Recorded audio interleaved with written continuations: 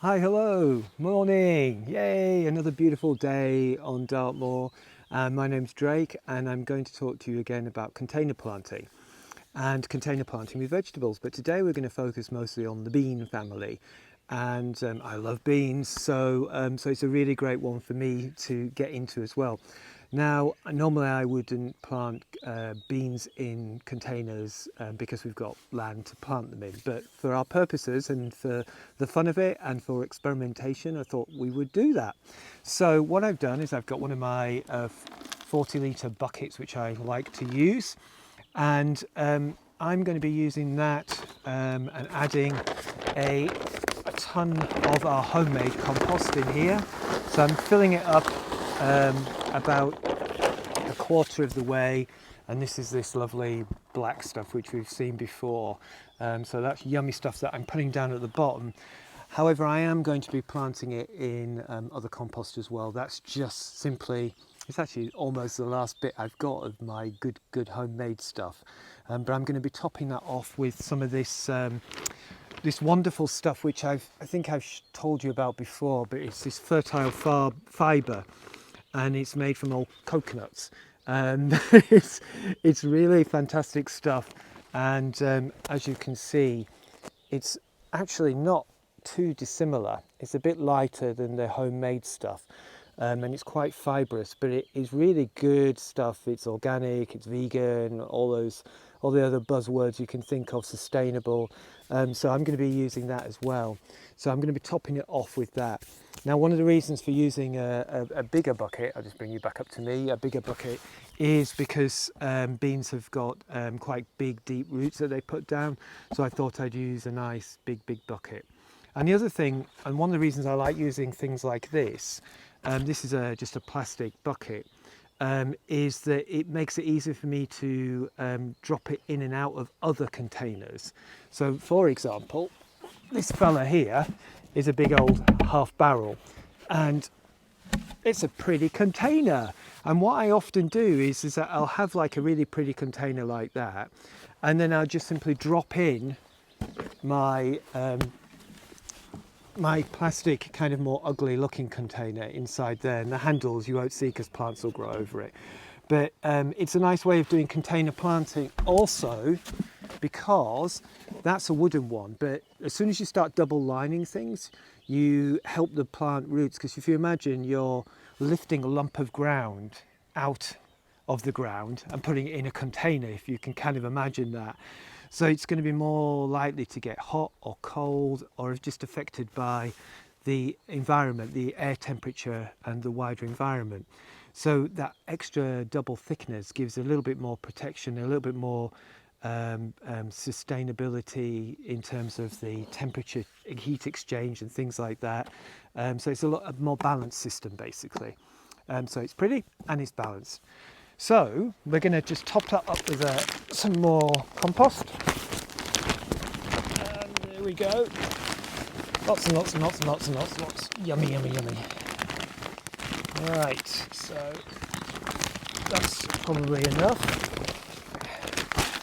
So it's quite full. I'll let you come down and have a look what I'm doing here.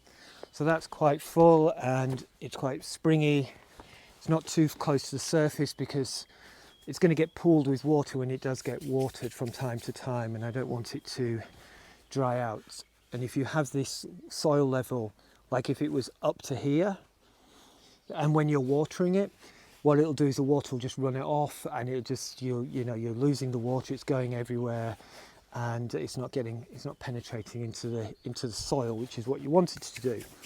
So what I'm going to do now is I'm going to plant a combination of things, and I've got some French dwarf beans here. Now I'm just going to show you, this is one that I've had growing in a warmer conditions, and in the hot greenhouse, and this one I've had growing in the cold greenhouse. So you can see the difference in the size, and one of the reasons to do that is I want to stagger the growth of them and have a longer cropping period. And with things, like dwarf beans, you might want to plant them every couple of weeks, just so you've got a continuous amount of harvest happening. So I'm going to put in the larger one first, and always with planting, what I'm aiming to do is keep this level here the same as the soil level in here. So this one will just get snugly fitted down like that, and that's it. And just firm around the outside, and that's in there. And then I'm going to put in one of the smaller cold house ones, and that's going to sit in next door to it there as well. So we'll sit you there, just firm you in, and that's that done. And I'm also, because I just want the fun of it, I'm going to be planting a few other things. So first of all, I'm going to plant a sweet pea, because why not have another bit of something beautiful going on? So some scent, I want some scent, so I'm planting that in there as well. I don't really need it for colour as such, because you know, peas have a lovely flower to themselves anyway, but I just thought a sweet pea would be a nice addition in this situation.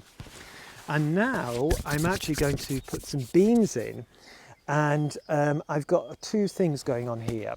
One is my climbing bean, and these beans aren't too vigorous, so they will you know, they can grow quite nicely in a container. And these are the beans in question. I soaked these overnight, and I soaked them overnight in something called this, which is called Liquid Sea, and it's a seaweed extract, and it is in theory meant to help with the germination and the success of your early beans. So I've never used it before, so I'm trying it out, and I used it in a dilution. So I used maybe like a teaspoon of it in, you know, about this much water. As you can see, it's like I don't know, like about 50 ml of water and a teaspoon of the extract. So what I'm going to do is I'm just going to push those in. So I've got a climber there, a climber there, a climber there, and a climber there. So that's 4 I've put in. So that's plenty. And then around that, and that's actually called Cobra, the bean that I've put in there. And now I'm going to put in another dwarf French bean, this one being Domino, and it's a lovely black one. And you can see from the soaking, it's already started cracking as a seed, so it's already well underway. So that, again, it's a dwarf one. So while these are already producing, these will be growing vigorously. So it's another one to have in there. So I'm just going to put that in again. So I put 1, 2, 3, 4. So they've all gone in, and they're about a centimetre deep, and I'll just simply cover that over, and I'll be watering it, and I'll be watering it again with some of this seaweed extract diluted down in a watering can, and it'll go over the foliage as well as into the soil. And that, my friends, is it. That's beans planted up in a nice big pot. They don't look very much now. I'll put some stakes in there later on, and I'm going to put this somewhere relatively warm, but keep the surface moist, because I want those beans to germinate well. And the temperature up on Dartmoor can still get down to 2 or 3 degrees right now, so it's a little bit cooler than I want it to be. So I'm going to put that into the greenhouse so it keeps a nighttime temperature that's suitable. And yeah, and that is it with beans. So container planting and beans, get out there and do it. And yeah, thank you very much for lending me your time today, and I hope you have a really, really great day, and I look forward to speaking to you again soon. Thank you very much. Bye-bye.